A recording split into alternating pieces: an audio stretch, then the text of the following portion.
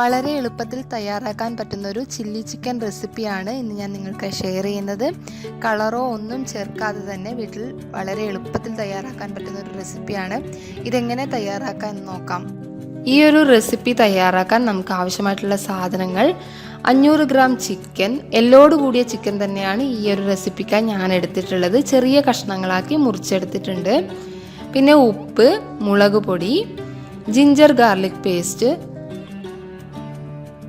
മഞ്ഞൾപ്പൊടി, കുരുമുളക് പൊടി, സോസുകളായിട്ട് chilli sauce, tomato sauce, soya sauce, ഒരു മീഡിയം സൈസ് സവാള, ഒരു ക്യാപ്സിക്കം, പിന്നെ 5 അല്ലി വെളുത്തുള്ളി ചെറുതായി അരിഞ്ഞെടുത്തിട്ടുണ്ട്.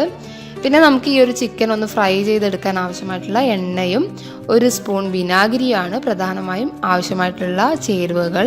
ഇനി നമുക്കിത് എങ്ങനെ തയ്യാറാക്കാമെന്ന് നോക്കാം. ആദ്യമായിട്ട് ഈ നമ്മൾ നേരത്തെ കഴുകി വൃത്തിയാക്കി വെച്ച ചിക്കൻ ഒന്ന് മാരിനേറ്റ് ചെയ്തെടുക്കാം. മാരിനേറ്റ് ചെയ്യാൻ 1 സ്പൂൺ ജിഞ്ചർ ഗാർലിക് പേസ്റ്റ്, അതേപോലെ തന്നെ 3 സ്പൂൺ മുളക് പൊടി. ഈ മുളകിൻ്റെ അളവ് നമുക്ക് ആവശ്യത്തിനനുസരിച്ച് മാറ്റം വരുത്താം. ഇപ്പോൾ ചെറിയ കുട്ടികൾക്കൊക്കെ കൊടുക്കാനാണെങ്കിൽ മുളക് പൊടി അധികം ഇടേണ്ട ആവശ്യമില്ല. പിന്നെ 1/4 സ്പൂൺ മഞ്ഞൾപ്പൊടി, 1/4 സ്പൂൺ മഞ്ഞൾപ്പൊടിയും ആവശ്യത്തിന് ഉപ്പും, 3 സ്പൂൺ മുളക് പൊടി, ജിഞ്ചർ ഗാർലിക് പേസ്റ്റ്, 1/4 സ്പൂൺ മഞ്ഞൾപ്പൊടി, ആവശ്യത്തിന് ഉപ്പ്, അതുകൂടാതെ 1 spoon soya sauce. 1 spoon soya സോസും ചേർത്തതിന് ശേഷം നന്നായി കൈകൊണ്ടൊന്ന് മിക്സ് ചെയ്തെടുക്കുക. ഈ ഒരു മിക്സ് നമ്മളൊരു 10 മിനിറ്റെങ്കിലും മിനിമം ഒന്ന് മാറ്റി വെക്കാം.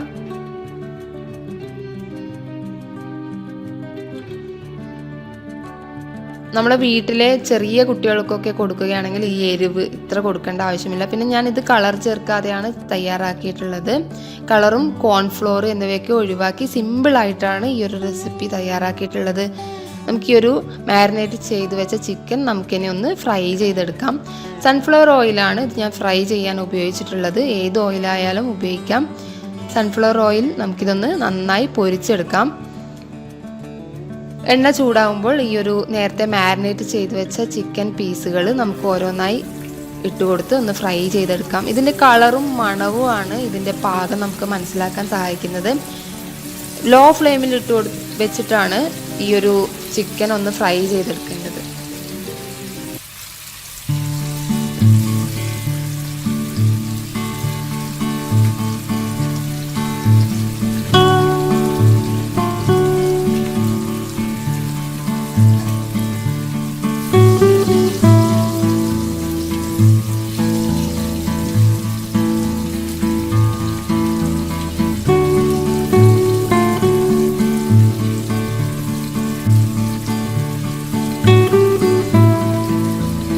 നമ്മുടെ ചിക്കൻ നന്നായി ഫ്രൈ ചെയ്ത് വന്നിട്ടുണ്ട്. ഇത് ഫ്രൈ ആകുമ്പോൾ നല്ലൊരു മണവും നല്ലൊരു കളർ വ്യത്യാസവും മനസ്സിലാവും. ആ സമയത്താണ് ഇതൊന്ന് വാങ്ങിയെടുക്കേണ്ടത്.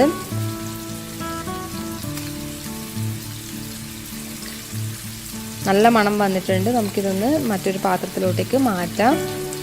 എല്ലാ ചിക്കനും ഇതുപോലെ ഫ്രൈ ചെയ്തെടുക്കാം.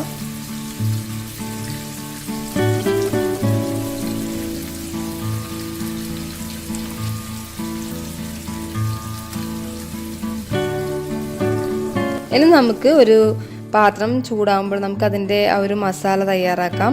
ചില്ലി ചിക്കൻ്റെ പ്രധാനമായിട്ടുള്ള ആ ഒരു മസാല തയ്യാറാക്കാൻ ഒരു പാത്രത്തിൽ എണ്ണ ചൂടാകുമ്പോൾ അതിലേക്ക് ആ നേരത്തെ അരിഞ്ഞു വെച്ച വെളുത്തുള്ളി, സവാള, ചെറുതായി അരിഞ്ഞു വെച്ച വെളുത്തുള്ളി, അതേപോലെ തന്നെ സവാള, ഇത് രണ്ടും ഒന്ന് ചേർത്തതിന് ശേഷം ഒന്ന് വഴറ്റിയെടുക്കാം.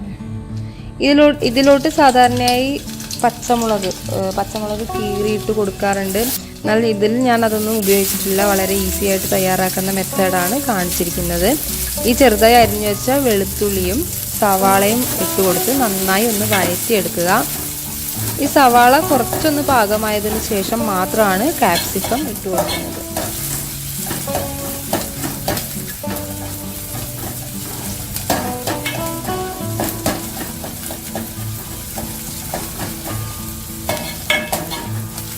ഈ സവാള വഴഞ്ഞിട്ടാൻ വേണ്ടി കുറച്ച് ഉപ്പ് നമുക്ക് ചേർക്കാം. ഉപ്പ് അധികമാകാതിരിക്കാൻ ശ്രദ്ധിക്കുക. നേരത്തെ ചെയ്തു വെച്ച ചിക്കനിലും ഉപ്പുണ്ട്. അത് വഴയാൻ കിട്ടിയ ആ ഒരു സവാളയുടെ കളർ മാറാൻ മാത്രം ചെറുതായിട്ട് ഉപ്പിട്ട് കൊടുത്താൽ മതി. ഇനി അതിലോട്ടേക്ക് നമുക്ക് ഈ ഒരു ക്യാപ്സിക്കം ചേർത്ത് കൊടുക്കാം. സവാളയുടെ ഒരു പച്ചമണമൊക്കെ പോയതിന് ശേഷം നമുക്ക് ക്യാപ്സിക്കം ചേർത്ത് അതും കൂടി ഒന്ന് മൂപ്പിച്ചെടുക്കാം.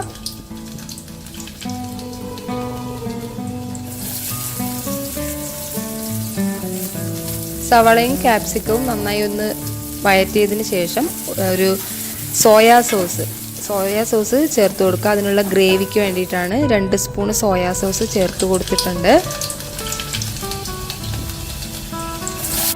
കുറച്ച് ഡ്രൈ ആയിട്ടുള്ള ടൈപ്പ് ചില്ലി ചിക്കനാണ് ഞാനിന്ന് തയ്യാറാക്കിയിട്ടുള്ളത്. ഈ ഒരു സോസിൻ്റെ അളവിൽ വ്യത്യാസം വരുത്തിയാൽ നമുക്ക് അതിൻ്റെ ആ ഒരു കൺസിസ്റ്റൻസി മാറ്റം വരുത്താവുന്നതാണ്. പിന്നെ നമുക്ക് ചില്ലി സോസ് ഇട്ട് കൊടുക്കാം. സോയാ സോസ് ഇട്ടതിന് ശേഷം നമ്മൾ ചില്ലി സോസ് ഇട്ട് കൊടുത്തിട്ടുണ്ട്. 3 സ്പൂൺ ചില്ലി സോസ്. അത് നമുക്ക് എരിവിനനുസരിച്ച് മാറ്റം വരുത്താവുന്നതാണ്. ചില്ലി സോസ് ഇട്ട് കൊടുത്ത് ഒന്ന് നന്നായി വഴറ്റിയെടുക്കുക.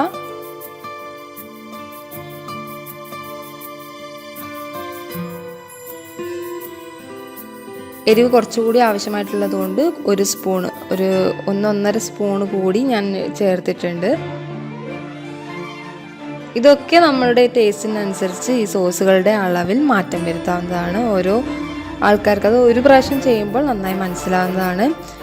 ഇനി നമുക്ക് ഒരു 1/2 സ്പൂൺ ടൊമാറ്റോ സോസ്, ആ ഒരു പുളിക്ക് വേണ്ടി ഒരു 1/2 സ്പൂൺ ടൊമാറ്റോ സോസ് കൂടി ചേർത്ത് കൊടുത്തതിന് ശേഷം ഒന്ന് നന്നായി മിക്സ് ചെയ്തെടുക്കാം.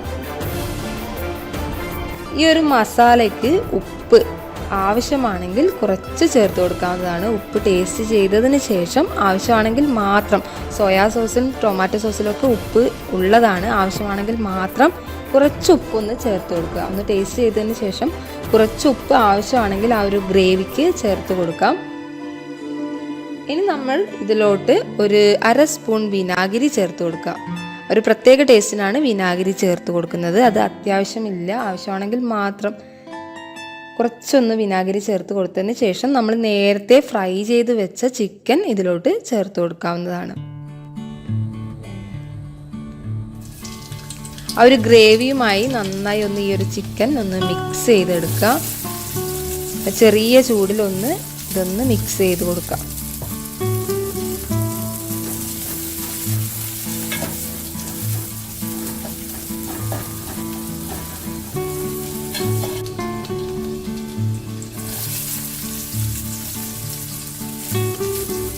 നമ്മുടെ റെസിപ്പി തയ്യാറായിട്ട് വന്നിട്ടുണ്ട്. നല്ലൊരു മണമൊക്കെ വന്നിട്ടുണ്ട്. ഇനി നമുക്കിതൊന്ന് നല്ലൊരു പാത്രത്തിലോട്ടേക്ക് മാറ്റിയെടുക്കാം. ഈ ഒരു റെസിപ്പി എല്ലാവർക്കും ഇഷ്ടമായെന്ന് കരുതുന്നു. കൂടുതൽ വീഡിയോസിനായി ഈ ചാനൽ സബ്സ്ക്രൈബ് ചെയ്യുക.